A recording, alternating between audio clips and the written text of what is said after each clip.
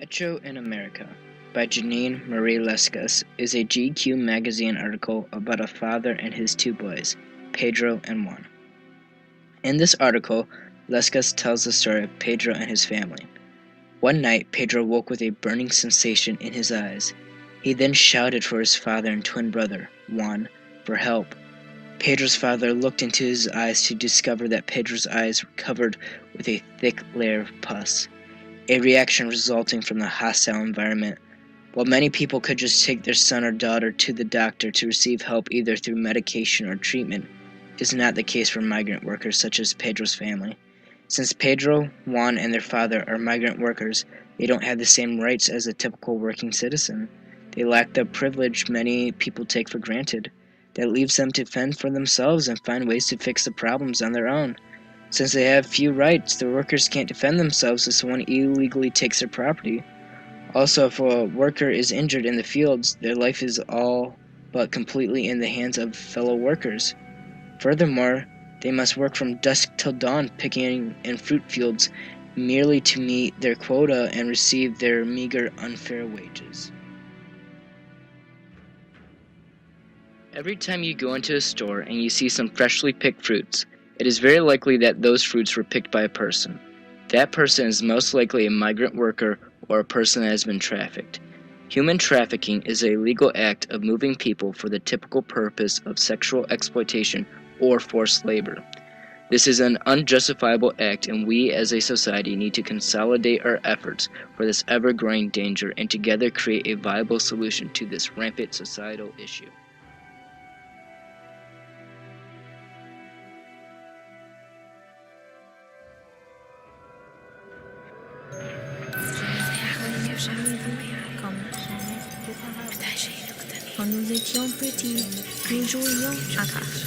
When we were little, we played hide and seek. Jugábamos por la noche y yo gritaba y me reía cuando me encontraba. We would play into the night. I would scream and giggle when I was found.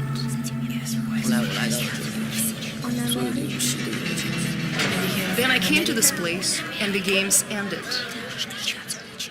Sie sagten, in Amerika hat jeder eine Stimme. They said, in America, everyone has a voice. Everyone can speak and everyone will listen. Este país no se parece que tenga frío. This country seems so endless. Puedes manejar y manejar y nunca encontrarse. You can drive and drive and never see another person.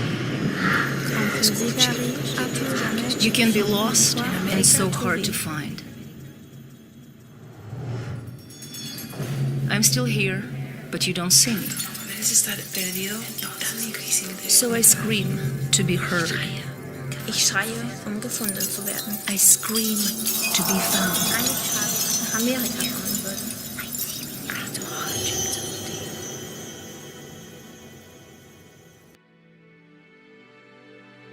In 1990, there were approximately 25,000 unauthorized migrant workers involved in Michigan agriculture. In 2006, this number appears to peak at about 140,000. However, today, that number is 7% higher. 48% of the migrant workers in Michigan are unauthorized. People are trafficked for many reasons. Some of those reasons are because they are easy targets and could be snatched away and be sent to work. Other reasons people are trafficked is because they pay the trafficker to transport them in hopes that they will take them to their destination. Let's take a look at the lives of a trafficked person, the process of living for them, especially those who are somehow, by some miracle, able to stay together through that deadly situation. If a child is born into that family, he doesn't have the proper health care that he needs. He will probably get sick and probably not make it. If, by another miracle, he does, he will be exploited for the sake of the trafficking industry to work on the farm, picking fruit, just like his parents did, maybe. And throughout this entire time, no matter how much money he's making, it won't matter.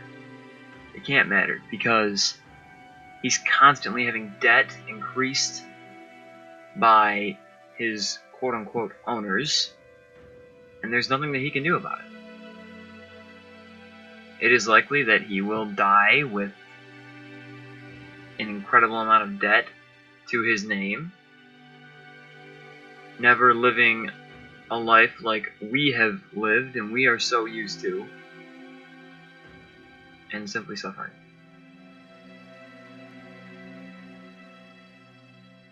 Now let's take a look at what the church teaches on human trafficking. In the Catechism of the Catholic Church, paragraph 2401, it is stated that the seventh commandment forbids unjustly taking or keeping the goods of one's neighbor and wronging him in any way with respect to his goods. It commands justice and charity in the care of earthly goods and the fruits of men's labor. For the sake of the common good, it requires respect for the universal destination of goods and respect for the right to private property. Christian life strives to order this world's goods to God and to fraternal charity. Also in the Catechism, paragraph 2297, it is stated, kidnapping and hostage-taking bring on a reign of terror. By means of threats, they subject their victims to intolerable pressures. They are morally wrong. In many cases in human trafficking, kidnapping is what takes place. Kidnapping in itself disrespects the dignity of a person. Catholic social teaching states, actually a quote from Pope John Paul II, that the trade in human persons constitutes a shocking offense against human dignity and a grave violation of fundamental human rights. Such situations are an affront to fundamental values which are shared by all cultures and peoples, values rooted in the very nature of the human person. Pope Francis also says in the same document, I am referring to what we could define as slave labor, the work that enslaves. How many people worldwide are victims of this type of slavery, in which the person is at the service of his or her work, while work should offer a service to people, so they may have dignity?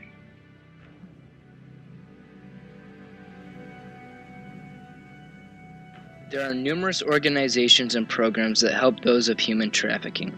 If there is anyone that you know who has been trafficked or is being trafficked, contact one of the numerous options online that are available.